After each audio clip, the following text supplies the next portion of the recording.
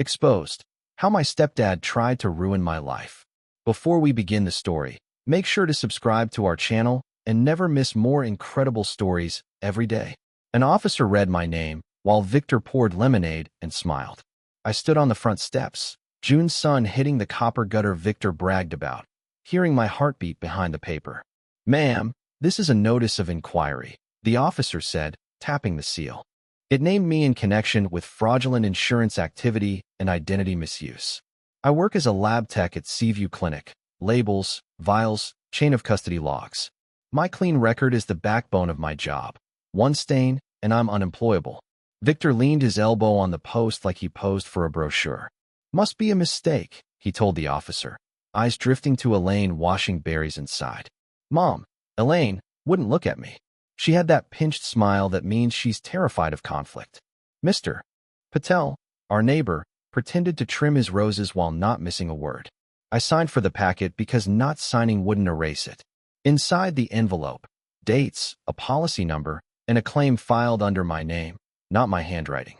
A storage unit inventory was listed as stolen property, including a silver watch that lives on Victor's wrist.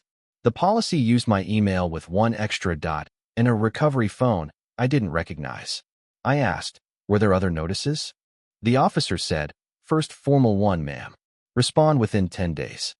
I breathed through my nose like I do when running samples. Steady in, slower out. I have always been meticulous. Date-stamped pill manifests, post-its aligned, ID badge polished by habit. Victor once called me the barcode queen at dinner, and everyone laughed but me. Now the joke had a court seal. I looked at the timeline. May 27th, June 4th, June 12th. On June 12th, at 10:14 p.m. someone accessed Unit B17 and logged a theft claim at 11:02 p.m. June 12th, I was on night shift verifying glucose curves. My supervisor could confirm. Victor put the lemonade down and squeezed my shoulder like we were teammates. "We'll sort it out, Mara," he murmured. As a family. That word, family, sounded like a door quietly locking behind me. Then Victor's phone lit up with the insurer's name before he flipped it face down. Victor arrived when I was 19 and still folding towels at the rec center. He was the volunteer who rescued Mom from her loneliness, showing up with orchids and solutions. Back then his compliments arrived like tips. You felt obligated to smile. "You're smart, kid," he'd pat my shoulder. "But clerical work isn't a life."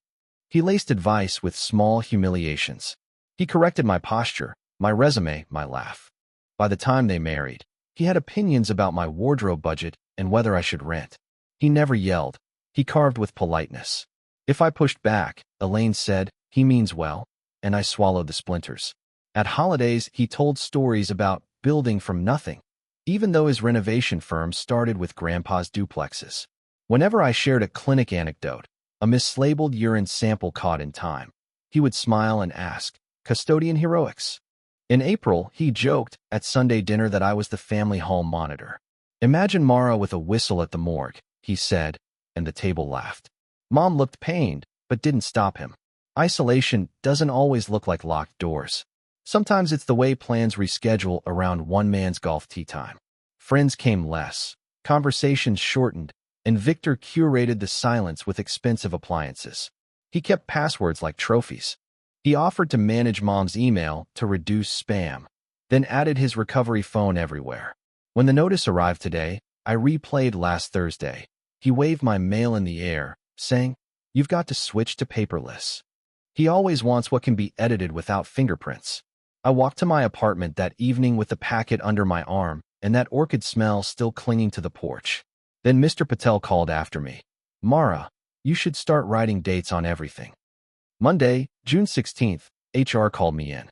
"We've received 3 anonymous complaints," Jenna said, eyes apologizing ahead of her mouth. The emails accused me of mislabeling specimen tubes and disappearing with controlled swabs. I asked to see timestamps. The first was May 27th at 6:52 a.m. during a staff meeting where I signed attendance. The second, June 4th, 1:13 p.m. I was escorting a courier. There's camera footage. The third, June 12th, 10:40 p.m., the same night Unit B17 got robbed. I walked Jenna through my logs and badge entries. We printed copies, and I stapled them like armor. On my lunch break, my card got declined for a coffee. I checked my bank app. A $497 electronics charge pending from a site I didn't know. I called the number. A bored voice said the order shipped to a P.O. box across town. At 2:05 p.m., my phone buzzed with an Experian alert about a new credit inquiry. I never requested a store card. The address on file had one wrong apartment number. Close enough to pass, wrong enough to block me from seeing it. I went home to find a bill taped to my door. Past due by $89, though I paid auto debit on the 1st. The account routing had changed 2 weeks ago, apparently by me. I printed a calendar and wrote it all down in 14-point pen. May 27th, June 4th, June 12th, June 16th. Mr. Patel knocked with a small clipboard. You document. I'll witness, he offered, signing his neat initials. That night, Mom called. Victor says a contractor's dealing with identity theft lately. Could it be them? I said, Mom, the recovery phone on that policy isn't mine. She went quiet long enough for me to count 8 breaths. He can help, she said, which sounded like he can control. I stared at my mailbox key and thought about the P.O. box and who had time to open one. I slept badly and woke with the taste of pennies. It was a dash cam, mid-range, with adhesive mounts and a spare memory card. The receipt listed my email with a dot and a hyphen and a gift message. For safety, V. I looked at the handwriting on the outer label. The loops on the capital M matched Victor's holiday tags. In the morning, a package arrived addressed to me that I never ordered. My landlord, Mrs. Delgado, caught me in the hallway that evening with her keys jangling. Noise reports again, she sighed. 3 calls this week after midnight from a blocked number. I work nights. My apartment is quiet like a library stack. I asked for times, June 8th, 11, and 12, all after 11 p.m. The same hours my badge blinked green at the clinic. She looked skeptical until I pulled out my printed door logs, and she whispered, People can be cruel. I carried the dash cam into my kitchen and turned it over. Under the mount, someone had stuck a tiny label with my name spelled right, my address wrong by 1 digit. That detail felt surgical. At 6:40 p.m., a letter slid under my door. Identity verification required. The insurer's letterhead matched the notice, but the tone read friendly, urging me to upload a driver's license to secure my payout. Payout? For a theft I didn't report? I called the number on the letter. The automated voice confirmed the claim number and asked for the recovery phone. I hung up, printed the metadata from my emails, and circled IP addresses. Victor's Wi-Fi name, vhome_5G, appeared on screenshots from my last visit when I helped Mom set up her tablet in May. I remembered Victor waving my mail and saying I should go paperless on June 10th. That same day, he brought lemonade to the porch 3 separate times like I might forget he cared. I put the dash cam on my window facing the street and set it to loop. At 10:21 p.m., a sedan idled by the curb.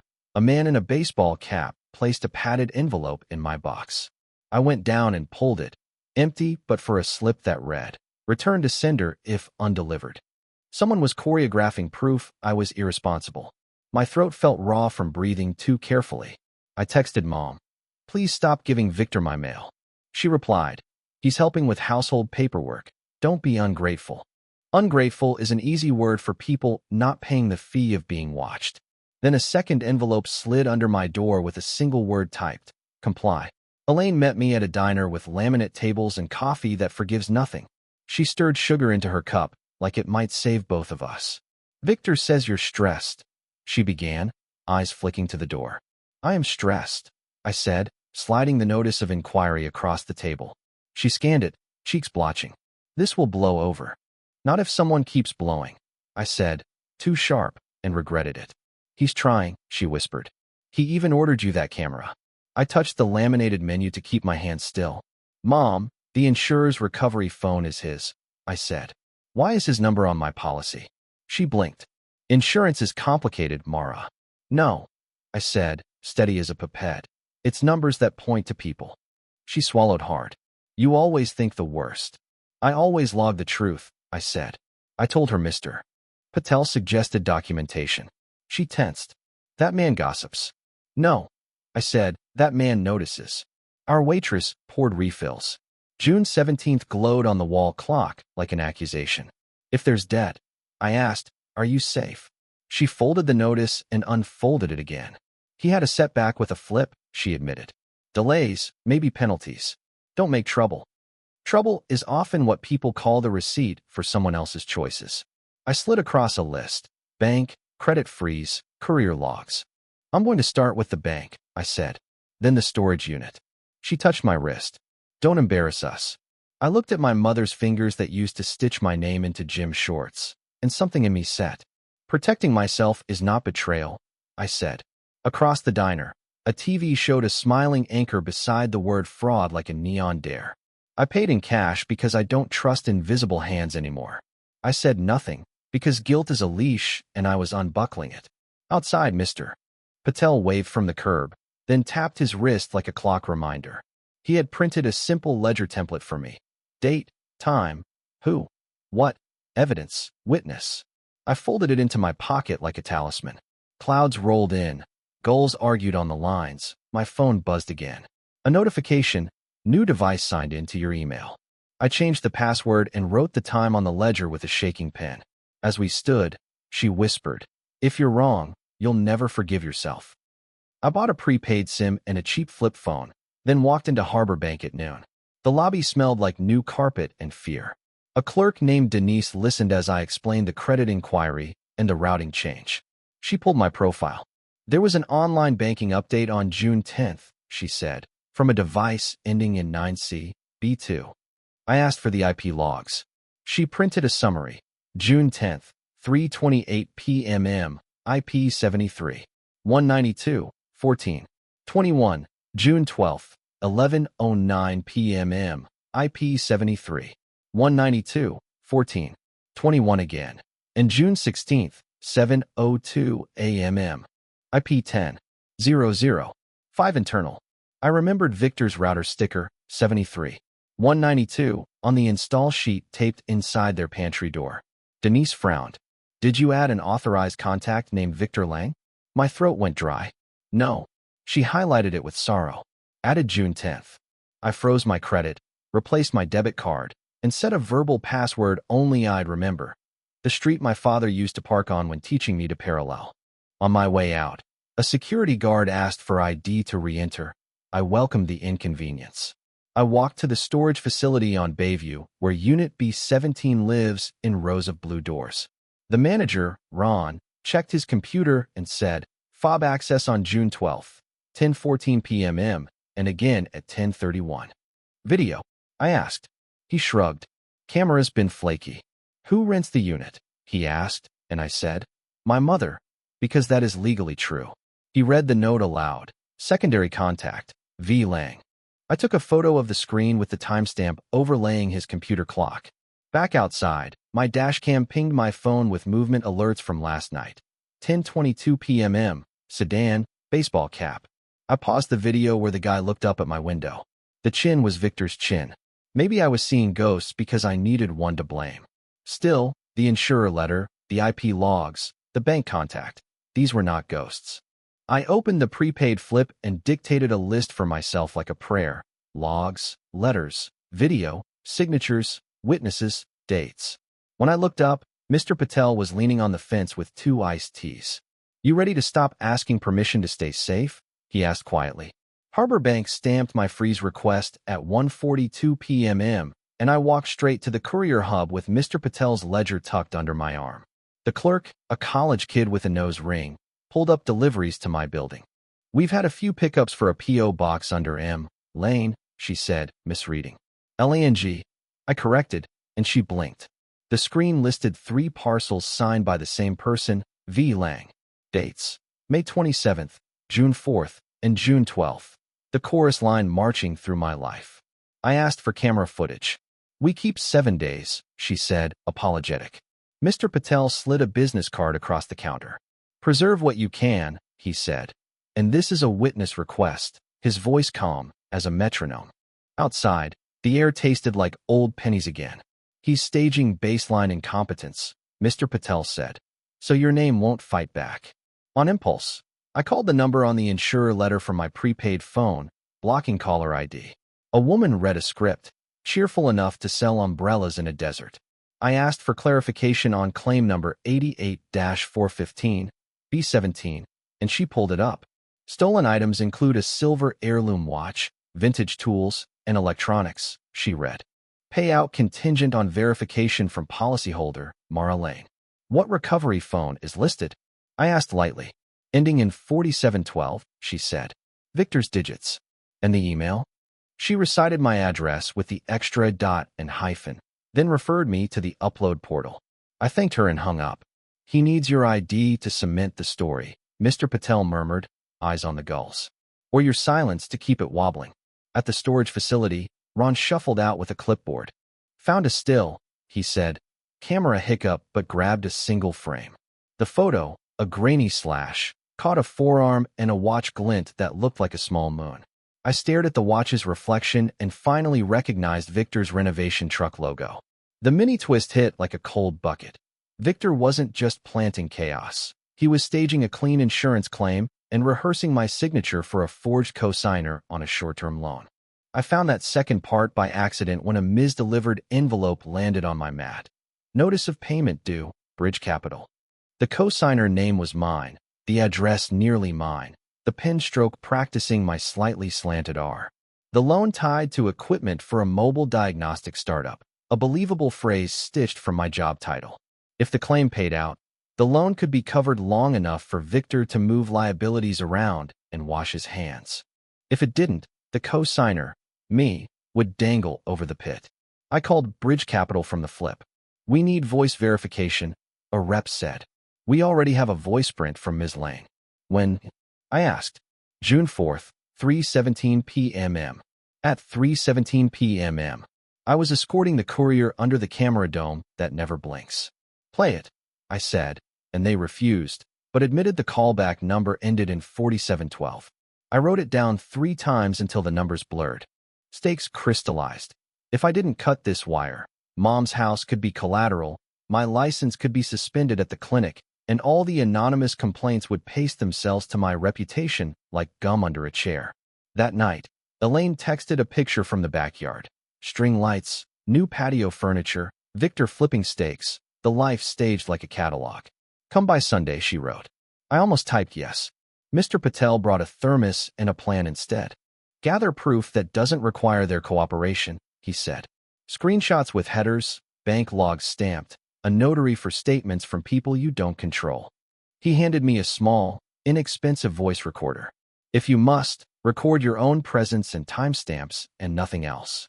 I pressed the red button and whispered the date as a siren wailed somewhere distant. I built a paper barricade. Phone records, printed with carrier headers, highlighting calls to and from 4712 around every incident. Delivery logs, clerk annotated, dates circled in Mr. Patel's neat blue hand. Camera still, Ron's signature, unit time overlay, my initials below. I met a notary at the library, June 18th, 11:06 a.m., and swore an affidavit about my whereabouts on June 12th, attaching clinic badge reports and Jenna's signed memo. This looks thorough, the notary said, stamping the page with a satisfying thud. I scheduled a meeting with Bridge Capital's compliance office and requested a data subject verification package, using language gleaned from their own policy. We can't provide recordings without a subpoena, they replied, but they did email a log excerpt. June 4th voiceprint created. Device fingerprint showed iOS 16, IP 73. 192, 14. 21. Pantry sticker, pantry sticker, pantry sticker. My brain wouldn't stop chanting. I debated telling Elaine everything. But if I warned her, Victor would smell it and bleach every log before I could place the pieces in front of someone neutral. I chose evidence first, confession later. Mr. Patel raised an eyebrow. Approval, I think. People like Victor count on your empathy arriving before your strategy, he said. I asked Detective Ruiz for 10 minutes, framing it as an identity theft packet. He gave me 5 and a bullet list. Freeze reports, retain counsel, stop talking to insurer, never upload ID to a link you didn't initiate. He glanced at the still of the watch and the truck logo, and his mouth tightened. Get a lawyer, he repeated, circling, never confront alone. I wrote Chun and underlined it. Then Elaine sent a calendar invite for a Sunday cookout that I could not avoid. Sunday smelled like charcoal and theater. Victor wore a pale shirt that photographers call forgiving. Elaine had arranged fruit like a magazine cover. Neighbors drifted through the yard, adding compliments to the set design. "Mara," Victor boomed, handing me lemonade I did not drink. "You look tired, too many labels." Laughter rose, soft and mean. Mr. Patel stood near the fence, talking to a teenager about lawnmower spark plugs, eyes flicking to me with a single nod, steady. I set my phone to record my own words and time-stamped small observations. 2:14 p.m. Victor pockets phone at insurer call chime. He launched into a story about protecting family from scammers, and people leaned in. "Mara's been under attack," he said, "but I'm handling things." Elaine caught my eye, pleading for peace. I asked Victor, friendly voice, "How's the new policy treating you?" He smiled with all his teeth. "Which one?" "The one with a storage unit and an heirloom watch," I said. He chuckled. "You're confusing things, kiddo." Kiddo is the word he uses when he wants to put me back in the drawer. He tapped his glass. "To family," he declared, and everyone toasted compliance. A courier slid through the gate with a soft package delivery to Elaine. Victor intercepted, signed, tucked it under the grill shelf like a magician palming a coin. Mr. Patel coughed once, a signal. "Victor," I said, "where do you keep the watch when you swim?" He laughed. "I don't swim," he said, which was true, but he had worn it near water last July and made jokes about tan lines. He held my gaze a heartbeat too long, and then leaned close enough for citrus to sting my eyes. "You're poking holes in your own lifeboat," he whispered, smile intact. "People will remember you as difficult." Mr. Patel set his cup down and mouthed, very clearly, "Tomorrow morning, bring your mother." We staged our own stage. I booked a 9:30 a.m. meeting at Harbor Bank with a compliance officer named Monroe and a 10:15 slot at Seaview Mutual's local office, where the insurer lived behind glass smiles. I CC'd Lawyer Chen's paralegal on both emails, so a suit would be physically present, and phoned Detective Ruiz to drop off an identity theft packet afterward. I didn't tell Elaine the whole script. I only said, "I need you there to correct any mistakes." She arrived in a soft cardigan, ringed eyes, clutching her tote like a flotation device. Victor kissed her cheek in the driveway and told me, "Handle it without drama." I drove Mom in silence while Mr. Patel followed in his truck at a respectful distance, as if he was just another errand. In the bank conference room, Monroe displayed the list of authorized contacts. "Victor Lang was added June 10th, she said. "By whom?" I asked. "By the logged-in user, Mara Lane." My stomach dropped and then steadied. I had anticipated the feint. "What IP?" 73.192.14.21. "Location?" "Your mother's residence." Elaine's breath hitched. "What device?" "An iPad Pro with a serial ending in 9C, B2. Elaine whispered, "The kitchen tablet." Monroe turned the screen. Under recovery phone, 4712 gleamed like a bruise. "We can remove it and flag the account," she said, "but you'll want legal." Victor texted, "How's it going?" I turned the phone face down and folded my hands. At Seaview Mutual, the rep began the script until Lawyer Chen's paralegal slid across a letter asserting identity theft, preservation requests, and notice of potential litigation. The rep's smile lost 2 watts, and she pulled a supervisor, who pulled a tech, who pulled a screen. On the screen, the upload portal showed a half-completed ID form that wasn't mine. The big reveal uncoiled slow and public. The portal log recorded 3 attempts to upload an ID. June 12th, 11:03 p.m. June 16th, 7:09 a.m. June 18th, 8:51 p.m. All 3 came from IP 73, 192, 14, 21, and a device tagged vHome iPad. The recovery number still ended in 4712. A separate tab showed storage access pings at B17. June 12th, 10:14 and 10:31 p.m. Fob registered to E. Lane, secondary V. Lang. The supervisor magnified a detail on the claim inventory photo. The stolen silver watch reflected the photographer's forearm, freckles, and the corner of a truck tailgate with a familiar renovation logo. Elaine's fingers went white around her tote straps. "We're going to need to verify possession of the watch," the supervisor said, suddenly very formal. We can do that now, I said.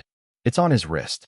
Chin's paralegal asked for the voice print metadata from Bridge Capital and got a polite stonewall, but the email bounce back included a device map that might as well have been our pantry door. The room felt colder. Elaine whispered, "Victor said scammers spoof numbers." "Scammers don't host family cookouts to control the narrative," Chin's paralegal murmured. Back in the car, my phone buzzed. Victor again. "Tell them you authorized me, and this ends," he wrote. The old guilt rose like smoke. Then Mr. Patel knocked on my window, holding up a thumb drive. "Ron found 30 seconds more," he said.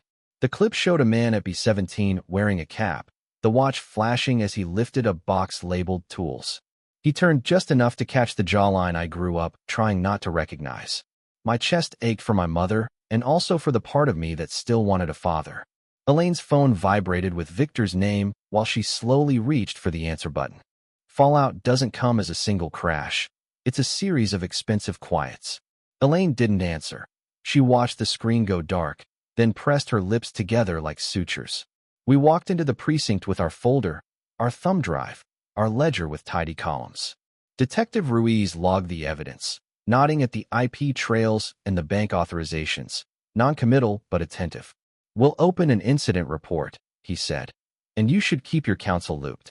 Back at the clinic, Jenna called me in. The anonymous complaints had paused, but she warned that visibility could spook the board. "I need your chain of custody flawless," she said, placing a hand on mine. At home, 2 friendships thinned overnight. People who found the pressure of my story inconvenient. I slept worse. Noises in the hallway grew teeth. Elaine packed a small overnight bag and said she was visiting Aunt Nora, which meant she couldn't face Victor's eyes. Mr.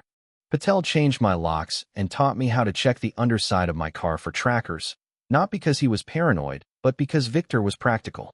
Bridge Capital responded to Chun by requesting a notarized affidavit. We sent it with relish. Seaview Mutual froze the claim pending identity verification and possible fraud. Victor sent me a final text. "You win, but Mom loses," a sentence designed like a trap with my love as the bait. I turned off my old phone and left it in a drawer like a retired firework. The house 2 streets oversold, a real estate sign clacking in the salt wind. Then a certified letter arrived addressed to me and Elaine as correspondents. Healing isn't pretty. It's paperwork and boundaries and the discipline to do both again. Chun drafted a simple separation of finances plan for Elaine. New accounts, no shared devices, paper statements to a P.O. box only she holds. We set up credit monitoring with alerts to Mr. Patel's email too, by my request. Redundancy is love when trust is thin. I started therapy with a counselor who understood complicated families and the long echo of small humiliations. We practiced scripts that were short and unyielding. I will not discuss this without my attorney. I will not authorize changes by phone. No. Elaine moved into a small rental for a month, watering a fern and relearning the sound of her own footsteps. I visited twice a week with groceries and forms to sign. We wrote conditions for help. If I assist, it lives in writing, with witnesses, with timelines, with the understanding that love is not a lien. I kept working, triple-checking labels, letting competence sew me back together. On July 2nd, Seaview Mutual formally denied the claim. On July 3rd, Bridge Capital voided the cosigner attachment under fraud. Ruiz updated our report with no contact advisable, and Chin sent a letter warning Victor against interference. The certified letter had been a civil notice from Victor's attorney posturing about defamation. Chun replied with a packet of our evidence and a sentence I memorized. "Truth is an absolute defense." I bought a cheap safe and placed my ledger inside like a beating heart. At dusk, the clinic lights looked gentler than before, and a gull rode the wind until it got bored and landed. That night, Victor's truck idled at the corner until the engine finally clicked off. Reflection tastes different when the fear recedes. It's like room temperature tea that still warms your hands. I learned that sabotage can wear cologne and laugh easily. It can host cookouts and buy patio furniture. It can say kiddo while drafting a claim in your name. I learned that documentation is not paranoia. It is oxygen for the truth. If you're watching this and your home feels like a paper trap, start with a ledger and a witness. Write dates, times, names, and devices. Photograph screens with the clock visible. Freeze your credit. Ask a bank for IP logs. Never upload ID to a link someone else sent. If your love is used as leverage, step sideways and let the trap close without you. Protecting yourself is not betrayal. Helping someone responsibly means conditions in writing and eyes open, even when the person you're protecting is your mother. Elaine waters her fern and reads library mysteries. Sometimes she laughs at the twist before the detective arrives. Mr. Patel still trims his roses and waves with 2 fingers. He calls me neighbor, never kiddo. I keep my job because I kept my record. Competence is a quiet rebellion that doesn't need applause. Some mornings I drive past the storage rows and think about the watch reflecting back a truth we already knew. The hopeful image is simple. Elaine and me on a bench at the pier, gulls arguing, the ledger closed, our phones quiet, the ocean louder than old scripts. The practical takeaway is simpler. When your story is being forged, become your own notary and sign your life back. Because the next time a voice says comply, you will already be ready.